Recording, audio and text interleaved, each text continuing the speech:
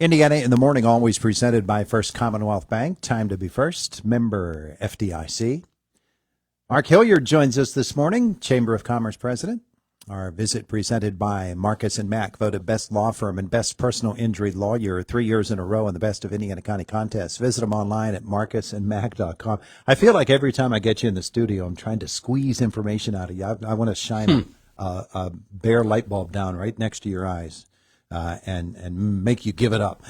Okay. But I don't want to do that today. So what I want to do, though, is talk about something that I know has been a focus of yours and of the Chamber and of the entire business community for quite some time, and that is workforce development. Yes.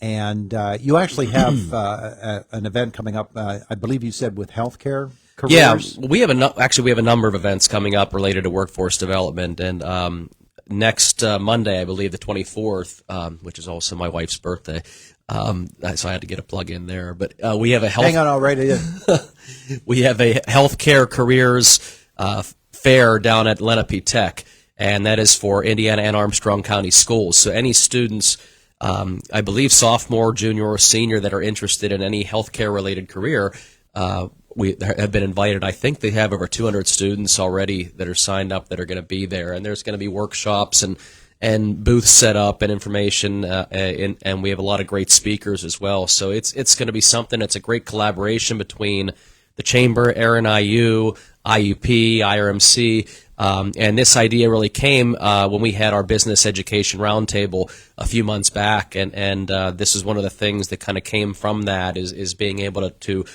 hold something for students that might have any interest in a healthcare-related career. So that's going to be next week, and Lenape, I guess, is off, so that's why that facility was open, and we're going to be holding it down there. And there's a lot of students that are interested in healthcare careers that are going to be there. So it's a good step for us, and we're also hoping to take it another step forward, and in the summer offer a healthcare careers camp that is going to be something more with IUP that is going to be tied in for people who might want more information or even get more experience, whether or not they really truly want to go into that field. Well, that connects so much to the topic that we visited on last month at this during this segment, and that was the fact that Indiana County and the entire region really seems to be on the verge of a real breakthrough in terms of becoming a destination for people interested in healthcare and healthcare careers. Yeah, I think so, and I think there's, certainly with what's happening with IUP and IRMC, it's hard to ignore that, and we want to make sure that we're,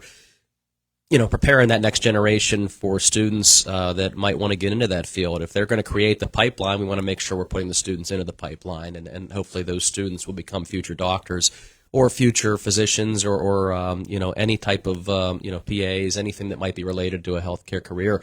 And there are so many opportunities and so many jobs that are available in healthcare that you don't necessarily need a PhD for. So it's something that, we are trying to incorporate at a younger age and finding ways to expose students and teachers and parents to what those opportunities might be. So it's a good step, and those are two great opportunities. And really, I think it also emphasizes the partnership that we have with some of these other entities. ARINIU 28 has been fantastic to work with, and of course IUP. They've been great, and it's been a really good collaboration with the Chamber and trying to create that next generation of healthcare careers. The scope of careers is really, it's kind of breathtaking because you talk about physicians and people think, well, I could never be a doctor. Well, maybe being a doctor isn't in your future, and maybe that's not really an aspiration for you, but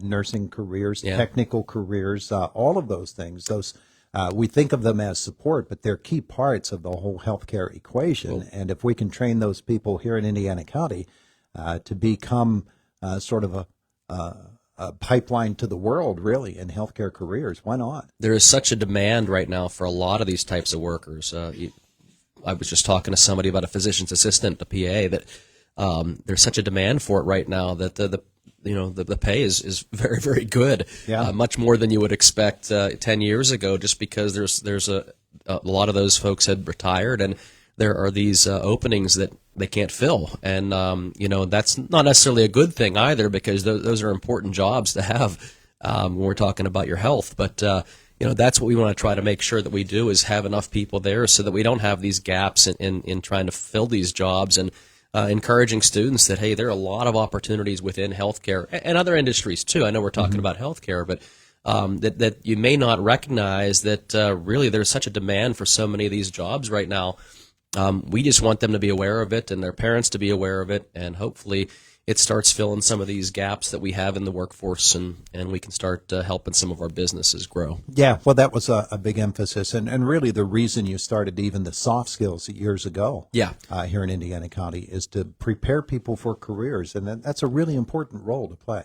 It is. We've gotten asked a lot of times why we focus so much on education, and it's hard to say. We're not focused on education per se. We're focused on workforce development, and our focus is with a lot of the high school students, or even younger in some cases, but because we're trying to create that next generation of our workforce. It's harder to bring people in from outside the county, although we are making efforts to do that, but it's a lot easier to keep our current students here, our current workforce that will be entering that workforce in the next 5 to 10 years. It's easier to keep them here than to try to bring people in who have never lived in this area. So if we can go after that low-hanging fruit and find ways to create the opportunities, train them, allow them to become good, not just employees, but good people with the soft skills, and then find ways to expose them to different career opportunities. Hopefully here in Indiana County, that'll be an opportunity for us to help that workforce problem that we have, not just in Indiana County, but everywhere. Mark Hilliard with us this morning, Indiana County Chamber of Commerce. You have other events coming up, too. Yeah, one of the things we're working on is, we've heard from our small businesses that need a lot of assistance in a variety of areas, and we are in the process of developing a workforce. I'm sorry, not a workforce. We're getting back to the workforce thing, but that'll be part of it. But a small business workshop, and sometime in April or May, we're trying to line up the speakers. But we are going to be hosting a small business workshop for any of our small businesses that will provide a lot of different resources for any business that might be needing help. So whether they need something in financial assistance, whether they might need grant writing assistance. For women-owned small businesses, there are certifications they can apply for that can allow them to receive additional funding to help their business, and that goes for veteran and minority-owned small businesses as well. So there are so many resources out there that I think one of the things that we've heard so much of is small business owners saying, I've spent so much time working at my business that I haven't had time to work on my business. Mm-hmm. And we're trying to give them an opportunity here to work on their business and find ways to help them grow. So we have the Small Business Association, the Small Business Development Center, here with the Indiana County Development Corporation, and a lot of the other folks that we're lining up speakers from all these people and these organizations to come and just have a morning session to be able to meet with small business owners, to be able to help them and guide them with what resources they might need. Mm-hmm. So that's something that we'll be talking about in the next couple of months, but once we have the date lined up, we're going to be pushing it pretty hard. So we really want businesses to be able to find time to be able to attend that, because I think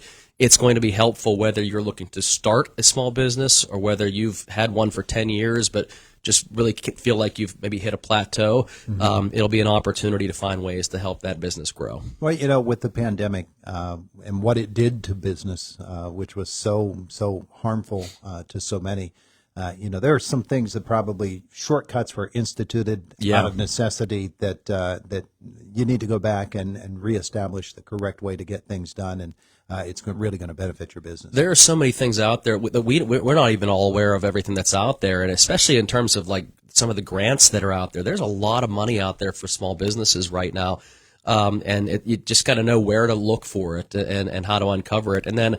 In some cases, if once you know where it is, how do you apply for it? What's the process, and maybe how to write that grant or whatever that case may be. But that's why we want to have the right people there talking to them and kind of just guiding them in the right direction. Now, you may not need all the information that's there, but even if you can come away with a few different tidbits that can help grow your business down the road, even one important thing that you can come away with that meeting from or that workshop, I think that it'll be worthwhile, because one resource that could help grow your business, that could mean a huge difference for, the success of your business from year 1 to year 2 or from year 10 to year 15. So Yeah.